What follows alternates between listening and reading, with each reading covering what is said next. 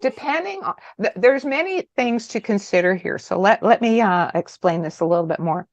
Is that how I've come to understand it and how it's described in yoga is that on all the petals of all the chakras, particularly I should say the lower three chakras, we hold what's called samskaras.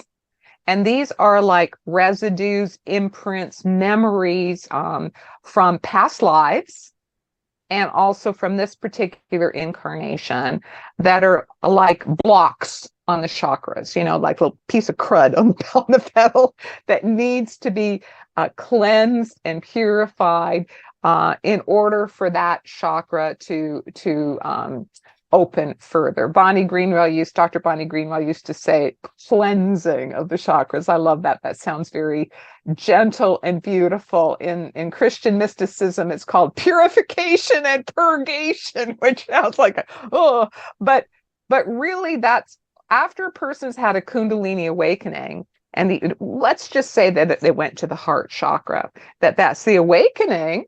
The awakening means it started, and then it goes down and it rests again in the root chakra. Now, in some traditions, how they describe this is that in a person who's not yet had their Kundalini awakening, that it's like the serpent is sleeping. That's the metaphor that's used. It's sleeping at the base of the spine. It's not awake yet. Some people even say it's in this little bed. It's in this little box. And so sleeping. But once it's been awakened, it's not asleep anymore. So even if it's not going up the chakra system, it's still awake down at the bottom, down at the root chakra. So that with appropriate stimulation, like with meditation, for example, spiritual practice, that will stimulate it to start coming up the chakra system again. Or depending on how powerful the awakening was, which was factors beyond our current understanding, it might keep being active up to the heart chakra. Just keep, after your awakening, keep going up and down the chakras. Let's see what needs to be cleared here. And then poof, a past life memory comes up, and poof, another issue comes up, and all of a sudden you develop an ability. And this is all part of that. The Kundalini is now remaining active as far as it went in its first initial awakening. Or what can happen is, I'll say what happened in my own Kundalini awakening, the first initial awakening, it did go to the crown chakra, and I had a powerful mystical experience, but then it went down and was hanging out in the root chakra. And so I had symptoms in my own body, mind, and spirit that Kundalini was still active in that. I would, when I had an insight in meditation, I'd have a rush of the energy up my spine.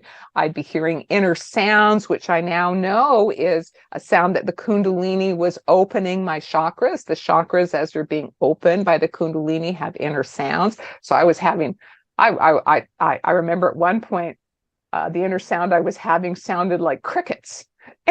And I thought my house had an infestation, and I was going all over my house looking, where are these crickets?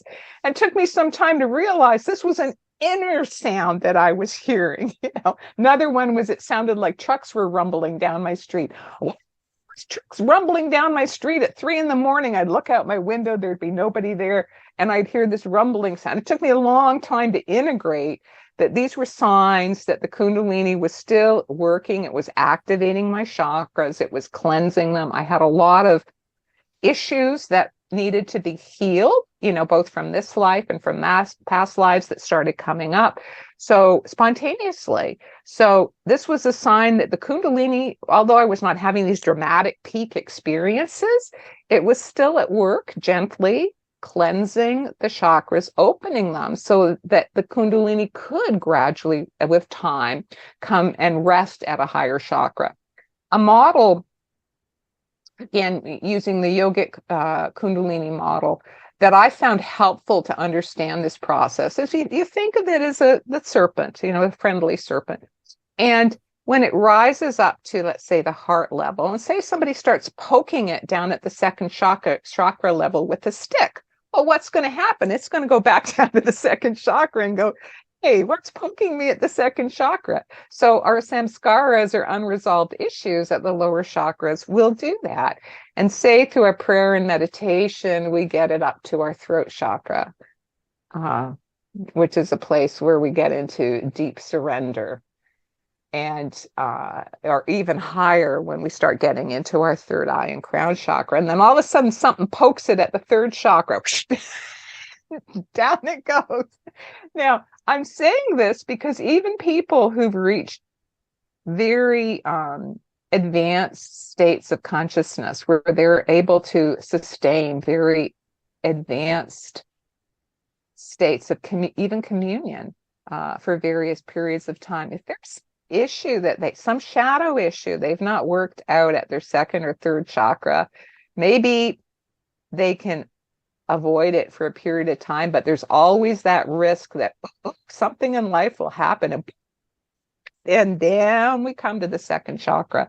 So no matter where we are on our spiritual awakening process, we always have to have humility, realize we're fallible.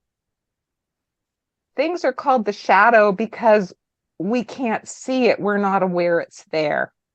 So, but if we have that humility and that awareness that we always have to be humble, we always have to realize we may have blind spots.